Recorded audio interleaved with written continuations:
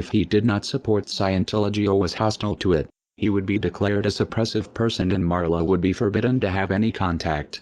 At the least he was being handled.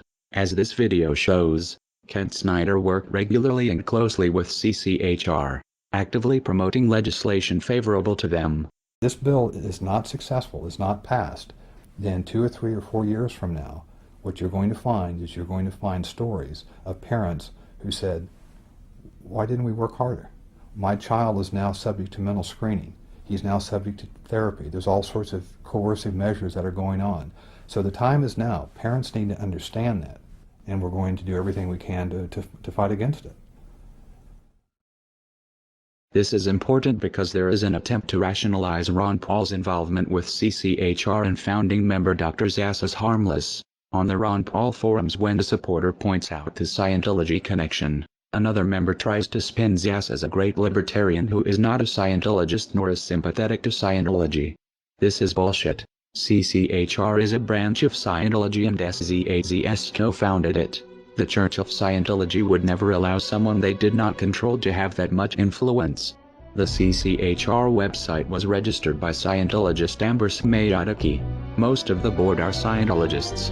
Zass denies being a Scientologist. A representative writes, sharing this battle does not mean that Dr. Zass supports the unrelated principles and causes of any religious or non-religious organization. This can be true working with most organizations, but as we have shown, Scientology does not work this way.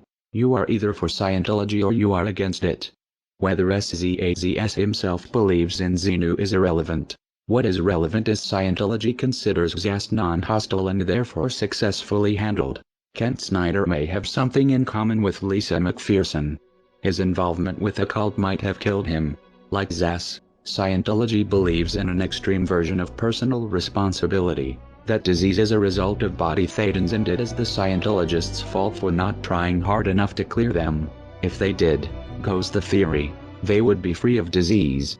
Zass doesn't push body thetans, but he does promote a dangerous distorted idea of mental illness that has the same potential effect, discouraging people from getting help because according to him any problems they have are imaginary.